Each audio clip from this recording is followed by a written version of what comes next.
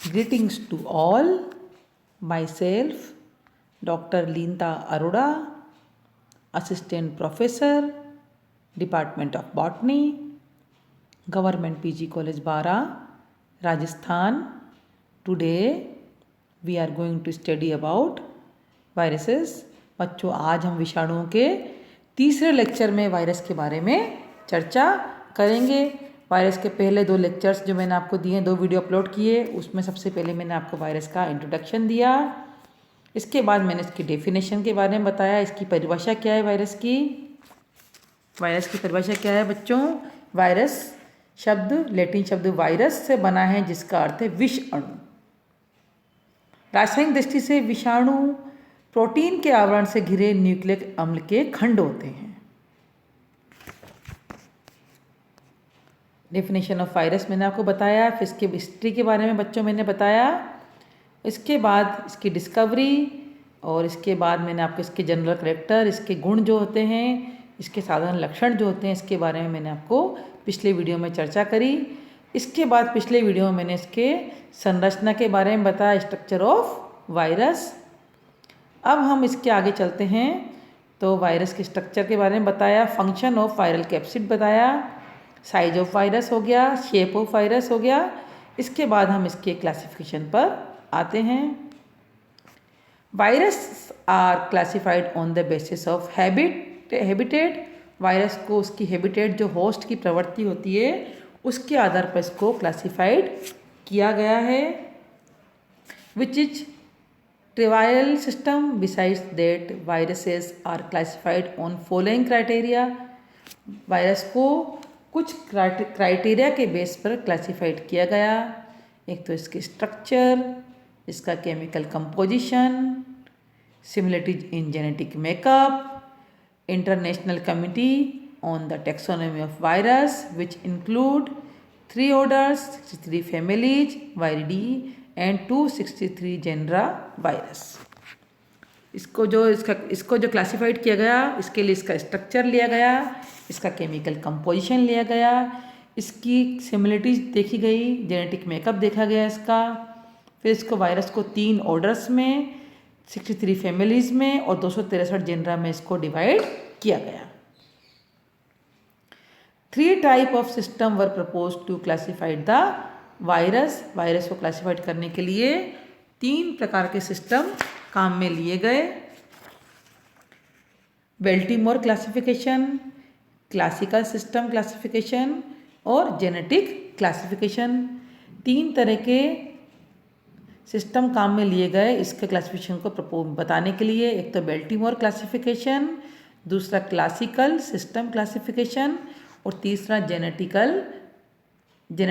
Classification.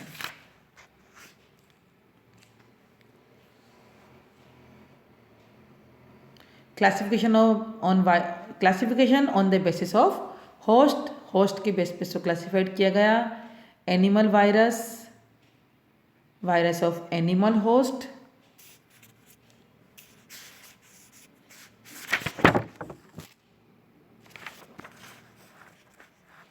Rabies, polio, mumps, chickenpox, smallpox and influenza.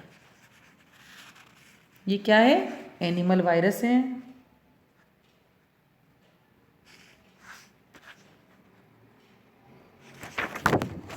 दूसरा है plant viruses, पादप विषाणु।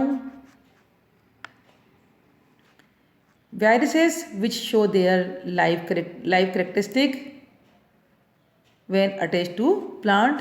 ये जो प्लांट्स जब अटैच होते हैं तब ये अपने ज़िंदगी के लाइफ के करेक्टरिस्टिक को शो करते हैं। Tobacco mosaic virus, banana streak virus, carrot thin leaf virus. Bacterial virus क्या है? Bacteriophage T1, T2, T3 and T4। अत्यंत सूक्ष्म आकार के वायरस हैं। अविकल्पी परजीवता, मिश्रित लक्षणों, जैविक व निर्जीव लक्षणों तथा फोसिल प्रमाणों के अभाव के कारण वायरस का वर्गीकरण जो है हमारे लिए एक बहुत बड़ी कठिन समस्या है। अतः प्रारंभ में विषाणु का वर्गीकरण परपोषी परिसर, होस्ट रेंज तथा इसकी क्लिनिकल रोगिक प्रवृत्ति, महामारी तथा विकृत प्रवृत्ति के आधार पर इसको अलग अलग वर्गों में बांटा गया। इसके क्या क्या करैक्टर लिए गए इसके, एक तो होस्ट रेंज परपोषी परिसर, दूसरा क्लिनिकल रोगिक गुण, तीसरा एपिडेमियोलॉजिकल महामारिक लक्षण, चौथा पैथोलॉजिकल विकृत लक्षणों के आधार पर इसका वर्गीकरण किया गया। पादप विषाणु प्लांट वायरसेस, ये विषाणु केवल पौधे को ही संक्रमित करते हैं। इन्हें बैक्टीरियल वायरस, जीवाणुविक विषाणु, एल्गल वायरस, शेवाली विषाणु, फंगल वायरस, कवकी विषाणु आदि उपवर्गों में वर्गीकृत किया गया। सेकंड है इनवर्टिब्रेट वायरसेस, ये विषाणु केवल अकशेरुकी जीवों को ही संक्रमित करते हैं। दूसरा वर्टिब्रेट वायरसेस, कशेरुकी विषाणु, इस वर्ग में कशेरुकी जंतुओं को संक्रमित करने वाले विषाणुओं को सम्मिलित किया गया। नेक्स्ट है फोर्थ नंबर पे ड्यूअल होस्ट वायरसेस, इस वर्ग में वह विषाणु रखे गए जो दोनों परपोषियों पर पराश्रित होते हैं।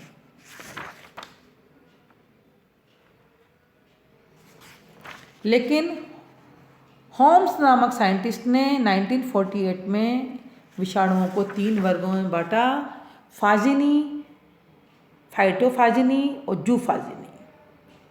फाजिनी इस वर्ग में बैक्टीरियोफेज विषाणु रखे गए, फाइटोफाजिनी इस वर्ग में पादपभोजी विषाणु रखे गए, जूफाजिनी इस वर्ग में जंतुभोजी विषाणुओं को सम्मिलित किया गया।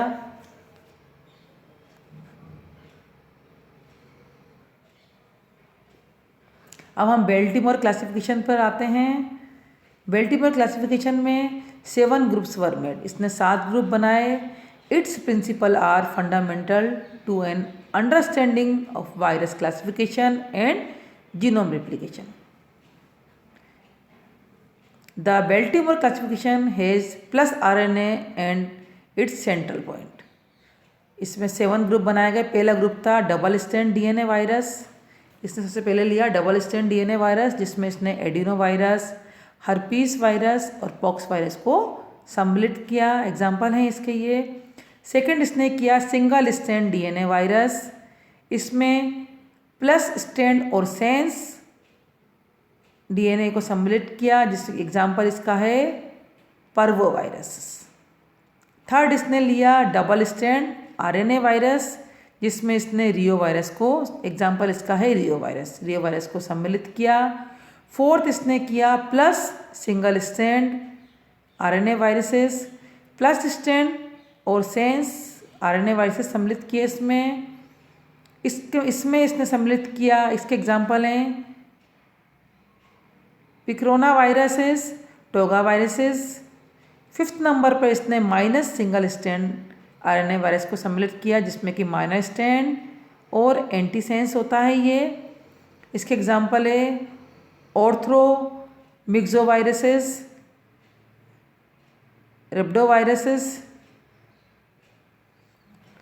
6 नंबर पे इसने सिंगल स्ट्रैंड RNA वायरस सम्मिलित किया, जिसमें इसने प्लस स्ट्रैंड काम में लिया और इसमें इसका सेंस लिया। इसमें RNA with DNA intermediate in life cycle इसमें सम्मिलित किया। इसके एग्जाम्पल है रेट्रोवायरसेस। 7th नंबर पर बेल्टीमोर ने डबल स्ट्रैंड DNA वायरस को सम्मिलित किया। इसमें इसके एग्जाम्पल है hepadna virus. Classification on genetic base पे क्लासिफिकेशन किया गया। According to genetic consequences, viruses are classified as DNA virus और iNetter virus। जेनेटिक कंसिक्वेंस के बेस पर वायरस को DNA वायरस और RNA वायरस में क्लासिफाइड किया गया। जीन्स में भी लीनियर और सर्कुलेट, इसकी जीन्स या तो लीनियर होती हैं या सर्कुलेट हो सकती हैं। The smallest have only 4 genes and largest have several 100। Smallest में 4 ही जीन्स हो सकती हैं और बड़े में कई हंड्रेड्स तक जीन्स हो सकती हैं। DNA viruses are the virus which consist of DNA genome DNA viruses में उन वायरस को सम्मिलित किया गया जिनमें डीएनए जीनोम पाया जाता है। They complete their activities by transcription and most of them attack on organism of similar genome. DNA viruses में उन वायरस को सम्मिलित किया गया जिसमें कि डीएनए जीनोम पाया जाता है और ये अपनी एक्टिविटीज़ ट्रांसक्रिप्शन के द्वारा या ऑर्गेनिज्म अटैक करके पूरी करते हैं। सेकंड है आरएनए वायरस जीनोम के बेस पर। RNA virus are the viruses which consist of RNA genome. RNA virus वो वायरस हैं जिनमें आरएनए जीनोम पाया जाता है। They complete their activities by reverse transcription. ये अपनी एक्टिविटीज को रिवर्स ट्रांसक्रिप्शन के द्वारा पूरा करते हैं। क्लासिफिकेशन ऑन स्ट्रक्चरल बेस पे क्लासिफिकेशन किया गया with the relevant to morphology of virus structure. Virus are organise as in enveloped और नॉन एनवेलप्ड वायरस। इसमें मॉर्फोलॉजी के बेस पर वायरस को इसके अंदर एनवेलप प्रेजेंट है कि नहीं है, इस आधार पर इसको दो भागों में बांटा गया है, एनवेलप्ड वायरस और non enveloped viruses. However they are also arrange sub class of DNA और आरएनए वायरसेस।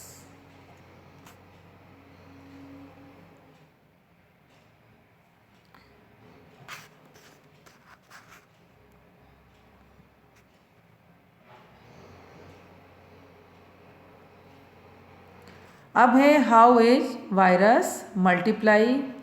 वायरस कैसे मल्टीप्लाई करता है। A virus attach to the surface of bacterium. आपको टीएमवी वायरस नज़र आ रहा है पिक्चर में, जिसको कि बैक्टीरियम के सरफेस पर अटैच होता है।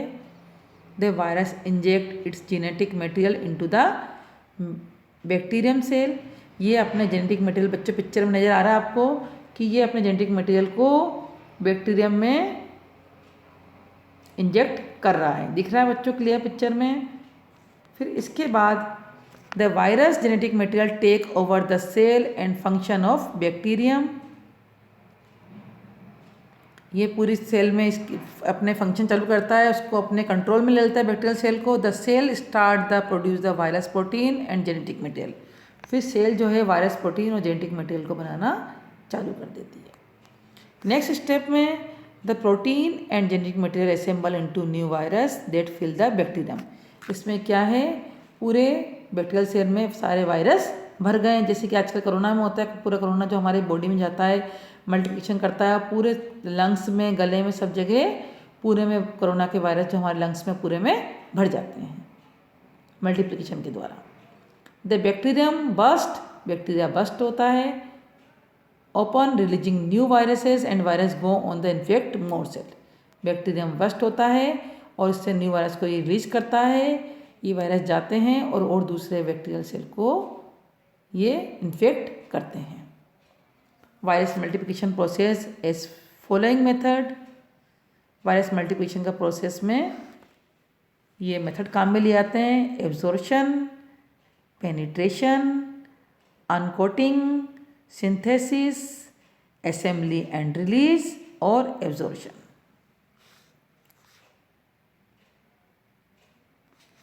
सबसे पहले हम आते हैं एब्जॉर्प्शन एंड अटैचमेंट पे आते हैं। Virus encounter susceptible host cell.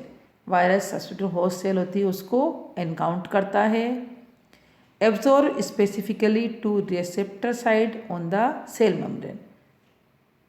Because of the exact fit requirement virus have a limited host range. जो इसकी लिमिटेड होस्ट रेंज होती है तो ये रिसेप्टर साइट पे जाकर वहाँ अटैक करता है और वहाँ पर ये अंदर एंटर करता है। अब आते हैं हम next stage, penetration. Flexible cell membrane of the host is penetrated by the whole virus और its nucleic acid. Flexible cell membrane जो होस्ट की होती है उसको ये पेनिट्रेट करता है, या तो पूरा वायरस अंदर एंटर करता है या इसका सिर्फ न्यूक्लिक एसिड अंदर जाता है। endocytosis, entire virus engulfed by the cell and enclosed in a vacuole or vesicle. The virus envelope can also directly fuse with the host cell membrane. ये host cell membrane से directly fuse हो जाता है और अंदर पेंटेशन करके अंदर enter कर जाता है. Uncoating enzyme in the vacuole dissolve the envelope and capsid. The virus is now uncoated. Vacuoles जो होते हैं उसके एंजाइम जो होते हैं वो इसके एनवलप को और कैप्सूल को डिजोल्व कर देते हैं और वायरस अब यहाँ पे अनकोटेड हो जाता है. अब सिंथेसिस हो गया. Free virus nucleic acid exert control over the host synthesis and metabolic machinery. Free virus nucleic acid जो होता है वो होस्ट सेल की सिंथेसिस और मेटाबॉलिक मशीनरी को कंट्रोल कर लेता है, अपने आप में अपने हाथ में ले लेता है. ये DNA viruses enter host cell nucleic acid where they are replicated and assembled. वहाँ पर ये अपना replication चालू कर देता है. DNA enter the nucleus and it transcript into RNA. The RNA becomes a message for synthesizing viral protein. फिर ये वहाँ पर ट्रांसलोकेशन के द्वारा वायरस प्रोटीन का निर्माण करता है. New DNA is synthesized using host nucleotide. Host nucleotide से ये नए DNA न्यूक्लियोटाइड बनाता है. RNA viruses replicated and assembled in the cytoplasm. RNA virus जो होते हैं साइटोप्लाज्म में इसके रिप्लिकेट होते हैं और असेंबल्ड होते हैं. तो ये तो इसका वायरस का फॉर्मेशन है बच्चों. इसको मैं दोबारा रिपीट करके बताती हूँ. वायरस सबसे पहले क्या करता है, अटैच साइट पर अटैक करता है, वहाँ जाकर ये अंदर इसको पेनिट्रेट करता है और जेनेटिक मटेरियल को अंदर इनोकुलेट करता है, इंजेक्ट करता है. अंदर जाकर ये होस्ट की सारी एक्टिविटी को अपने कंट्रोल में ले लेता है और कंट्रोल में लेने के बाद ये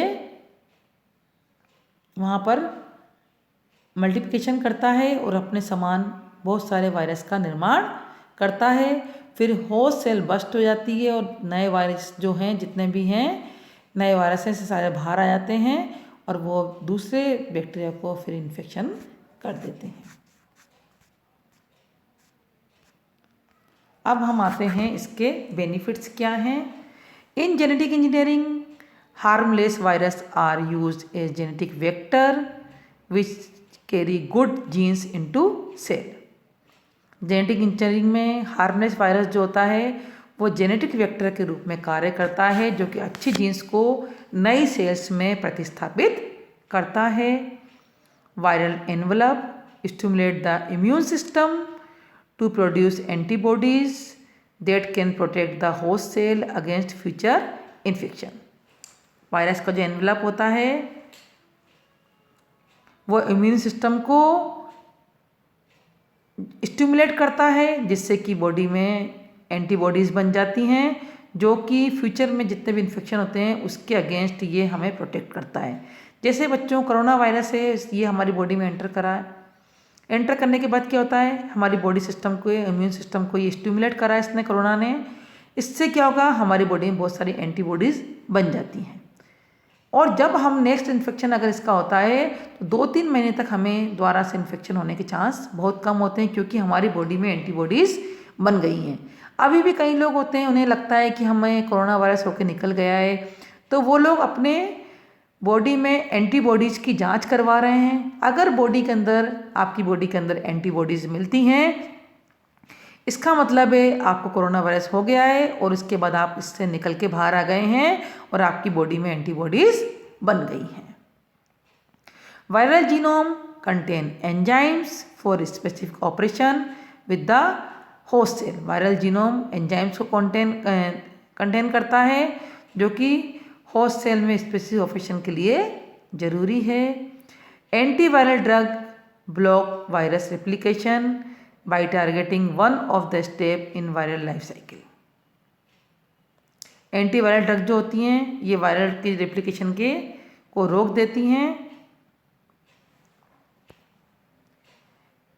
Interferon show potential for treating and preventing viral infections. Some recently developed drug do combat some viruses, mostly by interfering with viral nucleic acid synthesis. AZT interfere with reverse transcriptase of HIV. Aclever inhibit herpes virus DNA synthesis.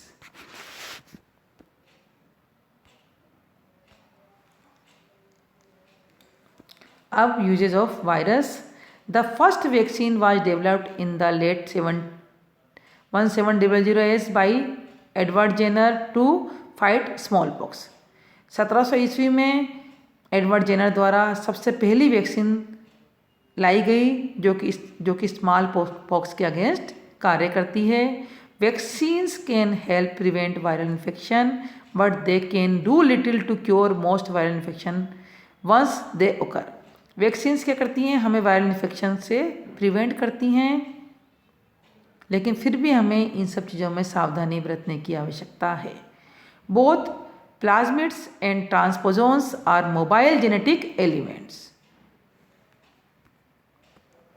Human disease, warts, common cold, influenza, smallpox, Ebola, herpes, AIDS, chickenpox, rabies are due to virus infection. Human disease जो होती हैं, common cold, influenza, smallpox, Ebola, herpes, ये सब क्या virus के द्वारा होती हैं। Virus can be prevented with vaccine but not treated with antibiotics. Virus क्या है? वैक्सीन के द्वारा प्रिवेंट होता है, वैक्सीन के द्वारा वायरस से हमारी रक्षा होती है, लेकिन but not treated with antibiotics, लेकिन एंटीबायोटिक्स से इसका पूरी तरह से इसका उपचार नहीं हो पाता है। Cytopathic effects, virus induce damage to the cell and that alter its microscopic appearance. Inclusion bodies, compacted masses of virus or damaged cell or organelles. Oncoviruses, mammalian viruses capable of initiating tumors.